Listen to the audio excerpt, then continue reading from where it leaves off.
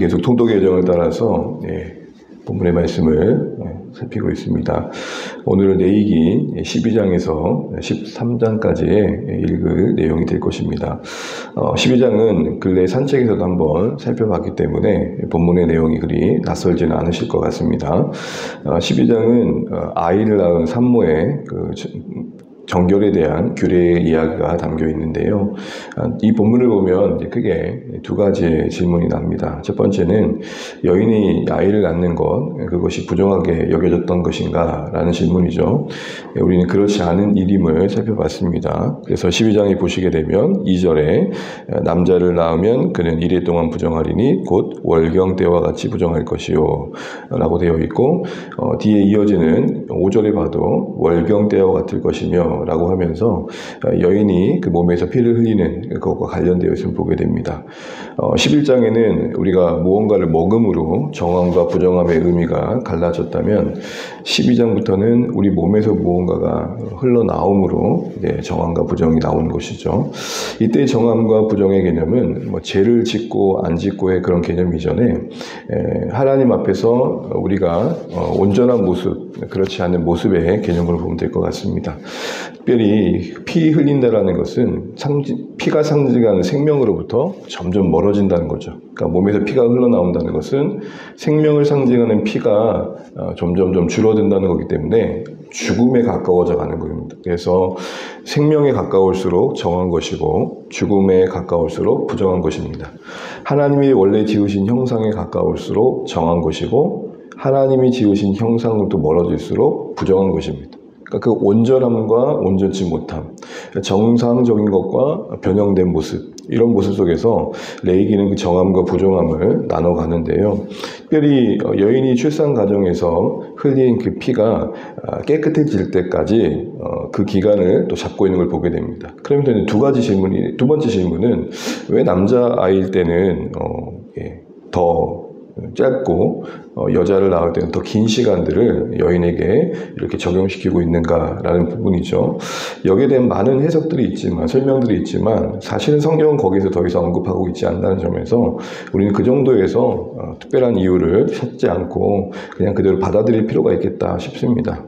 아담을 지을 때는 40일 걸리셨고 또 하와를 지을 때는 80일 걸리셨다는 이야기도 있고, 당시의 사회에 남녀의 차별의 어떤 의식이 담겨 있다라고 말하기도 하고, 다양한 해석을 하지만 하나님은 지금 그 관심이 거기에 계시지는 않은 것 같습니다. 중요한 거는 이 부정함이라는 명목의 기회가 여인에게는 심이 되었다는 겁니다.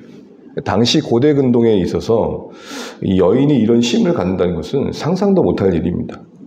지금이야 조금 더 여성이 이제 출산한 뒤에 산후조리를 한다, 이런 문화들이 어쩌면 자연스러워 간 게 얼마 되지 않은 것 같습니다.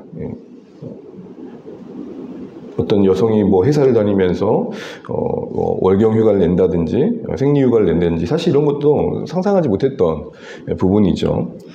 근데 이제 그 당시 근점에서 보게 되면 이거는 그 여인의 입장에서는 부정하다라는 그 말에 그 제의적인 어떤 명분상 주어진 그 기회가 여인에게는 누구로부터도 패방받지 않고 쉴 수 있던 기회인 것이죠. 그러니까 하나님은 이 아이를 낳은 여성을 지금 보호하고 배려하고 있는 것이고, 몸이 충분히 회복될 때까지 그에게 시간을 주고 계시는 겁니다. 그래서 뒤에 보시게 되면 이 6절부터 부정했던 몸이 회복되는 그런 모습이 나오는데, 그 전에 4절 한번 보시겠습니까? 4절을 보시게 되면 그 여인은 아직도 33일을 지내야 사절이 깨끗해리니 정결하게 되는 기간이 차기 전에는 성물을 만지지도 말며 성소에 들어가지 말 것이며 라고 되어 있습니다. 이 구절만 보면 여인을 낳는 여인이 부정해서 성소에 접근도 못하는 것처럼 보면 되게 부정적으로 비춰집니다. 그러나 이것은 그만큼 이 여인이 뭔가 죄를 지어 이렇게 된 결과가 있기 때문에 이렇게 바라봐질 게 아니라, 뒤에 보시게 되면은 그 정결함을 지나고 난 다음에 이렇게 말합니다. 8절 끝절을 보시게 되면 제사장은 그를 위하여 속죄할지니 그가 정결하리라. 여러분 레위기 4장 5장 속죄제를 보게 되면 이렇게 나옵니다. 제사장에게를 속죄하리니 그가 사함을 얻으리라. 무슨 말입니까? 제 용서를 받았다고 선언한 게 아니라 깨끗하게 되었다. 이제는 몸의 기능이 회복되고 더 온전한 모습으로 하나님께 예배할 수 있는 모습이 되었다. 이제 새로운 시작을 가질 수 있었다. 일상을 회복할 수 있게 되었다. 이런 의미거든요. 그러니까 이 연이 뭔가 특별한 문제가 있어서 예배를 못 나온다 이런 개념이 아니라 우리가 가지고 있는 모습이 존재적으로 하나님 앞에 설 수 있는 모습이 아니기 때문에 충분히 회복의 시간이 필요하다. 이런 얘기를 하고 계신 것이죠. 그래서 부정한 기간이 다 차고 나면 6절 이하에 보게 되면 예배를 드릴 수 있도록 속죄제와 번제를 드리도록 이렇게 하고 있습니다. 그때의 속죄제의 개념도 죄를 씻는다는 의미보다는 부정함을 해소한다. 그래서 예배 드릴 수 있는 자격이 주어지는 것이고 그리고 모두 앞에서 그것이 선언되는 시간을 갖는 것입니다. 이처럼 이 여인의 출산의 과정에서 이런 부정한 시간들은 어떻게 보면 꼭 필요한 시간이고 또 여인에게 심의 시간이고 그 연약한 아이를 보호해주는 시간이었던 거죠. 하나님의 배려가 담겨있고 하나님의 세밀한 돌보심이 담겨있는 이야기다라는 것입니다. 그래서 이 여인의 부정함을 가지고 오늘날도 여러 가지로 해석됩니다만 여전히 어떠한 교단에서는 이걸 근거로 여성에게 사역의 기회를 주지 않는 그런 교단도 있습니다.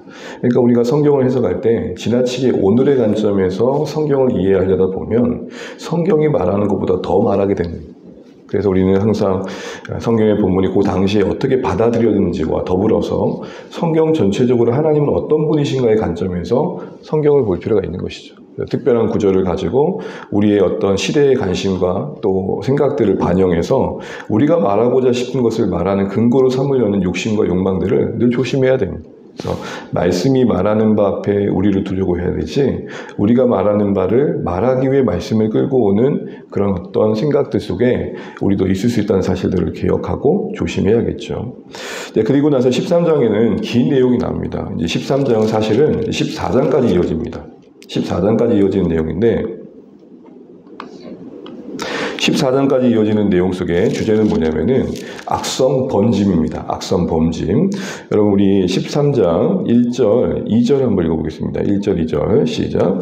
여호와께서 모세와 아론에게 말씀하여 이르시되 만일 사람이 그의 피부에 무엇이 돋거나 뾰루지가 나거나 색점이 생겨서 그의 피부에 나병 같은 것이 생기거든 그를 곧 제사장 아론에게나 그의 아들 중 한 제사장으로 데리고 갈 것이요.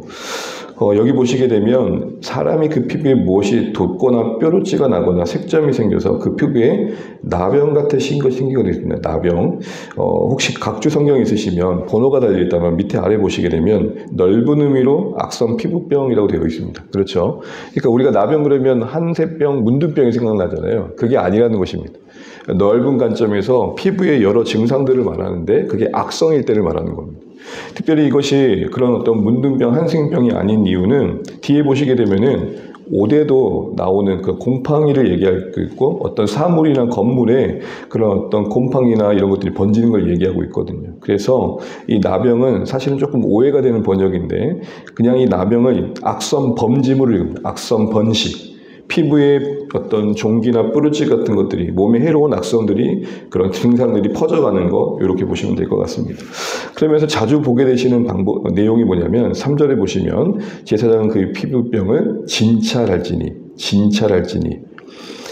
진찰이라는 것은 이게 정말 악성인지 아닌지 그냥 둬도 괜찮아지는 건지 점점 퍼질 것인지를 판단하는 겁니다. 그래서 13장을 읽으면 여러 증상 속에 제사장 앞에 이 사람이 나병과 같은 그 악성 번짐과 같은 유사한 증상이 나타나면 제사장 앞에 비추고 제사장이 잘 진찰한 뒤에 잘 모르겠다. 좀 유사한데 라고 하면 일주일 정도 격리시켰다가 다시 확인해서 괜찮아지면 풀어주는 이렇게 됩니다. 근데 일주일 지났을 때 또 뭔가 진짜 진전되고 뭔가 악성이면 부정하다 선언합니다.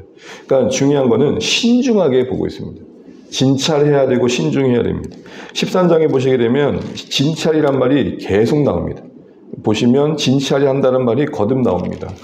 그만큼 신중하게 살피고 있고 그리고 쉽게 판단하지 않고 있습니다. 왜 그럴까요? 한번 이 사람이 부정하다고 판단하면 뒤에 보시게 되면은 44절, 45절, 46절에 보게 되면 이 사람은 격리되거든요. 그러니까 며칠 동안 공동체로 떨어져 있어야 되기 때문에 그만큼 신중하게 판단을 했었던 거여야 됩니다. 이런 내용들 속에서 이 부정함을 판정하는 이런 진찰의 과정, 격리와 검진의 계속된 신중한 그 어떤 과정을 보면서 오늘날 우리에게 적용해 본다면 우리에게 하나님으로부터 부정하게 만드는 것들에 대한 우리의 태도를 돌아보게 됩니다. 당시에는 이런 어떤 피부의 범짐이라든지 옷의 어떤 곰팡이의 범짐이라든지 어떤 건물 외벽에 무엇이 번지는 것들에 대해서 엄히 이렇게 다루고 있는 자세는 오늘 우리에게 죄에 대한 태도를 다시 한번 돌아보게 한다. 이렇게 보면 말씀의 이해가 좀 더 유익할 것 같습니다. 특별히 여러분, 제가 왜 이렇게 이 부정한 게 왜 이렇게 세밀하게 진찰되어지고 또 격리의 과정을 통해서 재검진까지 하게 되느냐 할 때 세 가지 특징 때문에 그렇습니다. 하나는 전염성입니다. 그냥 그대로 두면 엄청 퍼집니다. 여러분, 우리가 건물에 곰팡이가 조금 생겼을 때 그대로 두면 어떻게 됩니까? 어느새 확 퍼지잖아요. 그 퍼짐, 그 전염성, 그리고 그 벽면에 그 몸에 침투하는 침투성, 그리고 그래서 그 대상을 부패시키는 전염성, 침투성, 부패성, 이런 과정들이 이 부정함의 범짐의 과정이기 때문에 계속해서 재밀하게 진찰하고 관찰합니다. 그래서 좀 지루하게 진행되겠지만 진찰한다는 말, 격리시켜서 다시 검진하는 이 모든 과정들은 우리가 사사롭게 여길 죄가 없다는 겁니다. 처음에는 버짐과 같은 것이 좀 일어나는데 뭐 이러다 말겠지 하다가 어떤 경우에는 이거 암이에요 라고 하는 경우도 있잖아요. 피부에 뭐가 났는데 뭐 별거 아니겠지 했는데 이게 뭐예요? 암인 경우도 있거든요. 무슨 말입니까? 작은 게 아니라는 거예요. 13장의 이 부정함을 다루는 자세에서 성경이 우리에게 주는 죄에 대한 태도는 뭐냐면 그 자체로 죄는 아니더라도 우리를 전염시킬 수 있는 요소에 대한 우리의 태도는 뭐냐면 작은 게 아니라.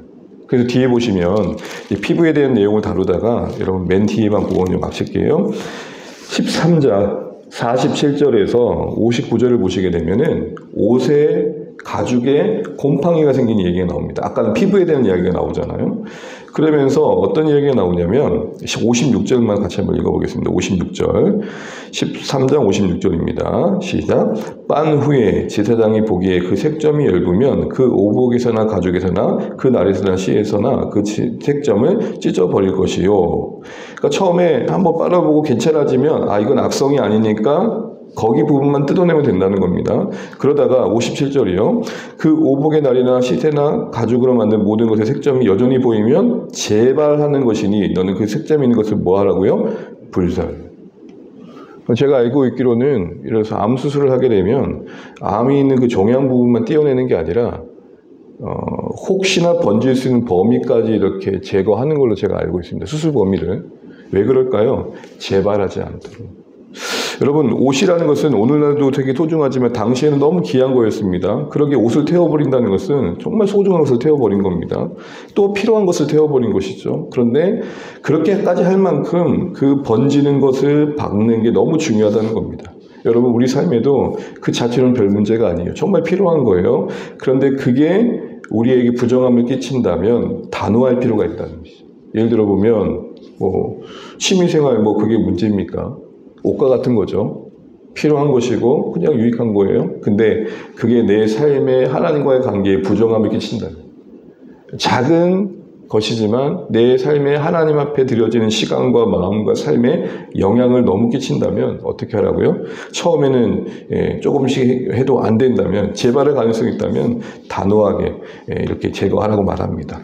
우리에게 악영향을 끼치는 것에 대한 태도를 말씀하고 계십니다. 그래서 여러분, 우리가 너무 먼 이야기인 것 같지만 이 생활 속에서 위생과 관련된 이런 이야기들 속에서 이것은 죄와 무관한 문제입니다. 그 자체로 우리 삶에 찾아올 수 있는 여러 요소들입니다. 그런데 그거에서도 하나님 앞에 주의 백성들은 하나님이 원하지 않는 것에 대한 태도는 분명해야 된다. 이런 교훈을 주고 계십니다. 말씀을 맺겠습니다. 사랑하는 주 안의 가족 여러분, 내 얘기를 읽다 보면 좀 너무 지루하다는 생각들을 지울 수 없습니다. 그런데 이런 하나님의 마음을 좀 기억하시면 좋겠습니다.